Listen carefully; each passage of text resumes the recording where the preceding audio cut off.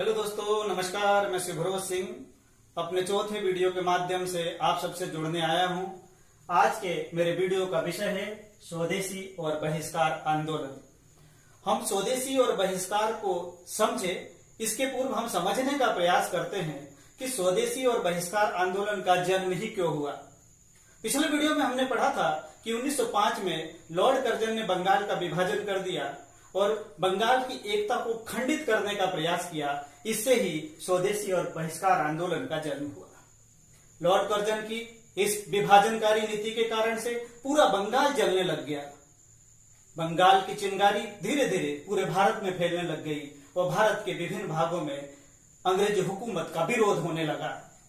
अब हम अपने मूल विषय की तरफ लौटते हैं कि स्वदेशी और बहिष्कार आंदोलन क्या है। अब जैसा कि यहां पर स्वदेशी शब्द लिखा है, स्वदेशी मतलब अपने देश से प्रेम करना। इस आंदोलन ने हमें सिखाया कि हमें विदेशी चीजों का बहिष्कार करना चाहिए और अपने चीजों से प्रेम करना चाहिए। तो यहां पर इस लॉर्ड कर्जन की भूल की वजह से भारत में स्वदेशी आंदोलन का जन्म हो गया और विदेशी वस्तुओं का बहिष्कार होने लगा। अब इस आंदोलन का मुख्य बिंदु क्या है, इसको समझने का प्रयास करते हैं। इसके मुख्य बिंदु को हम देखते हैं। इसे सबसे पहले कोड करने की जरूरत है। पहला मुख्य बिंदु है 7 अगस्त 1905 को कलकत्ता के टाउन हॉल में एक ऐतिहासिक बैठक में स्वदेशी आंदोलन की विधिवत घोषणा की गई। यानी यहां से आंदोलन, स्वदेशी आंदोलन प्रारंभ हो गया। अब दूसरी महत्वपूर्ण बिंदु को हम देखते हैं कि 16 अक्टूबर 1905 को पूरे बंगाल में शोक दिवस के रूप में मनाया गया, उपवास रखा गया, वंदे मातरम गीत गाते हुए सड़कों पर प्रदर्शन किया गया। अब तीसरे बिंदु को देखते हैं, उपनिवेशवाद के खिलाफ पहला सशक्त राष्ट्रीय आंदोलन जो पूरे देश में फैल गया। अभी तक हमारे देश में जो आंदोलन होते थे वो छुटपुट आंदोलन थे, लेकिन इस बंगाल विभाजन की घटना के बाद उपनिवेशवाद मतलब जो अंग्रेज भारत में आकर अपना उपनिवेश स्थापित कर चुके थे, उनके विरुद्ध यह आंदोलन शुरू हुआ। और चौथे विषय की तरफ बढ़ते हैं हम और चौथे विषय को समझने का प्रयास करें। तो चौथा पॉइंट हमारा है, आंदोलन को सबसे अधिक सफलता विदेशी माल के बहिष्कार से मिली। यहाँ पर देश के अंदर पहली बार विदेशी माल का बहिष्कार होने लगा। बंगाल के अलग अलग भागों में जनता ने विदेशी माल का बहिष्कार किया, साथ के देश के अलग अलग भागों में विदेशी माल का बहिष्कार हुआ। पांचवा महत्वपूर्ण बिंदु है जिसे हम कोड करें, बहुत महत्वपूर्ण बिंदु है, इसे बहुत समझने का प्रयास करना चाहिए यहाँ पर, क्योंकि ये परीक्षाओं का मुख्य बिंदु है और प्रतियोगी परीक्षाओं में अक्सर ये आया करता है कि आंदोलन का प्रेरणा सूत्र क्या बना। तो आंदोलन का प्रेरणा सूत्र बंकिम चंद्र चटर्जी द्वारा लिखित वंदे मातरम गीत और दूसरा इसका प्रेरणा स्रोत जो गीत था वो रविन्द्रनाथ टैगोर द्वारा लिखित अमार सोनार बांग्ला। ये दोनों ही महत्वपूर्ण गीत जो है इस आंदोलन के क्रांतिकारियों का सबसे बड़ा हथियार बना। अब हम छठे बिंदु की तरफ ध्यान देते हैं। छठा बिंदु क्या है कि गर्मपंथी नेता कौन थे और नरमपंथी नेता कौन थे। इसको कोड किया जाना बड़ा अनिवार्य है, क्योंकि ये अक्सर परीक्षाओं में आता है, चाहे स्कूली परीक्षाएं हो चाहे प्रतियोगी परीक्षाएं हो।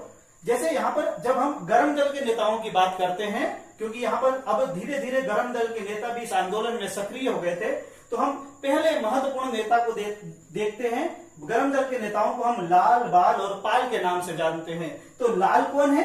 लाल का मतलब है लाला लाजपत राय, जिन्हें पंजाब केसरी के नाम से जाना जाता है। दूसरे जो महत्वपूर्ण नेता हैं उन पर हम प्रकाश डालते हैं। इन्हें बाल कहते हैं। बाल का मतलब होता है बाल गंगाधर तिलक। अंग्रेज बाल गंगाधर तिलक से इतने भयभीत थे कि इन्हें भारत में अशांति का अग्रदूत कहते थे।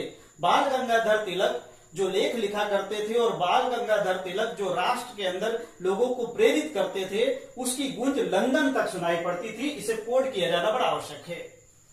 अगले हम तीसरे महत्वपूर्ण गर्म दल के नेता की बात करते हैं, जिन्हें हम पाल के नाम से जानते हैं। पाल का मतलब होता है बिपिन चंद्र पॉल। इनका पूरा नाम है बिपिन चंद्र पॉल। बिपिन चंद्र पॉल को उग्र क्रांति का जननायक कहा जाता है और बंगाल में जो उग्र क्रांति हुई, इसको जन्म देने का पूरा श्रेय जो है वो बिपिन चंद्र पाल को जाता है। तो एक तरफ ये गर्मपंथी नेता भी इस आंदोलन में आ रहे थे, नरमपंथी नेता तो पहले से इस आंदोलन को चला रहे थे। तो नरमपंथी नेता बंगाल में कौन इसका नेतृत्व कर रहे थे? तो हम देख रहे हैं यहाँ पर नरमपंथी नेता के रूप में यहाँ सुरेंद्र नाथ बैनर्जी बंगाल का नेतृत्व कर रहे थे। अब आगे बढ़ते हैं।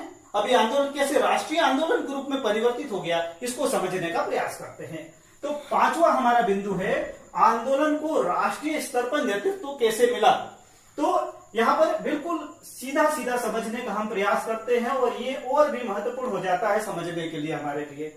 महाराष्ट्र की जब बात करते हैं तो महाराष्ट्र में इस आंदोलन का नेतृत्व लोकमान्य बाल गंगाधर तिलक एवं उनकी पुत्री केतकर कर रही थी। इसी प्रकार से पंजाब में इस आंदोलन का नेतृत्व लाला लाजपत राय कर रहे थे, इसको भी कोड किया जाए।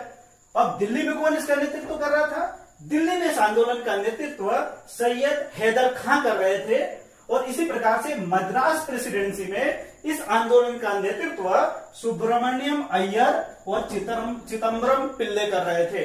इस प्रकार से बंगाल से ये निकली क्रांति धीरे धीरे भारत के विभिन्न भागों में फैल चुकी थी। अब इस आंदोलन की और क्या उपलब्धियां थी, उस उपलब्धियों को समझने का प्रयास करते हैं। तो इस आंदोलन की और उपलब्धियों की तरफ हम नजर डालते हैं तो एक बड़ी उपलब्धि और हमें नजर आती है। आंदोलन की सबसे बड़ी उपलब्धि आत्मनिर्भरता और आत्मशक्ति का नारा।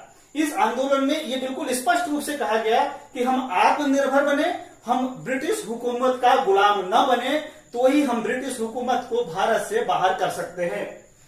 और आगे बढ़ते हैं, इस आंदोलन में और क्या हुआ। जब हम गांधी जी की बात करते हैं तो हमें ऐसा लगता है कि गांधी जी ने जो आंदोलन चलाया उसमें विदेशी वस्त्रों की होली जलाई गई या विदेशी वस्तुओं का बहिष्कार किया गया, ऐसी बात नहीं है। इसकी शुरुआत तो 1905 से ही हो गई थी, इसलिए इस महत्वपूर्ण विषय को यहाँ पर अब जोड़कर समझने का प्रयास करते हैं। अब देखते हैं कि इस आंदोलन का और क्या महत्वपूर्ण भाग निकला। तो इस आंदोलन का महत्वपूर्ण भाग था विदेशी वस्त्रों, स्कूलों, अदालतों, सरकारी नौकरियों और उपाधियों का बहिष्कार। पूरी तरह से बंगाल में यह आह्वान किया गया कि जो भी विदेशी वस्त्र हैं उसको त्याग दिया जाए, स्कूलों का बहिष्कार कर दिया जाए, अदालतों का बहिष्कार कर दिया जाए, सरकारी नौकरियों का बहिष्कार कर दिया जाए और उपाधियां जो अंग्रेजों द्वारा दी गई थी उन उपाधियों को लौटा दिया जाए। अब धीरे धीरे इस आंदोलन का क्या प्रभाव निकला। जो कांग्रेस अभी तक नरमपंथी आंदोलन को चला रही थी उसने क्या कहा, तो एक विषय यहां पर और कोड करें। 1905 में कांग्रेस का अधिवेशन बनारस में हुआ, जिसका नेतृत्व गोपाल कृष्ण गोखले कर रहे थे और पहली बार इस अधिवेशन में कांग्रेस ने अपना नारा दिया स्वराज। यानी कहने का मतलब है कि जो नरमपंथी दल था उसने भी अभी स्वीकार करना शुरू कर दिया कि अंग्रेजों की खिलाफत करना बहुत जरूरी है, इसलिए यहाँ पर स्वराज शब्द की बात कही गई। अब इस आंदोलन में आगे क्या हुआ, धीरे धीरे आंदोलन नरमपंथी नेताओं के हाथ से निकलकर गर्मपंथी नेताओं का आंदोलन बन गया और ये आंदोलन धीरे धीरे पूरे भारत में फैलता चला गया। और आगे हम जब देखते हैं तो इस आंदोलन की वजह से भारत में बहुत सारे क्रांतिकारियों का जन्म होता है जो भारत की आजादी के लिए महत्वपूर्ण नींव खड़ा करते हैं। तो ये स्वदेशी और बहिष्कार आंदोलन अपने आप में बहुत ही महत्वपूर्ण आंदोलन है। मित्रों, मैं इसी तरह की वीडियो और आपको बना के लाता रहूंगा। अगर आपको मेरा वीडियो पसंद आता है तो इसे लाइक करें, शेयर करें और सब्सक्राइब करें। मैं अगला वीडियो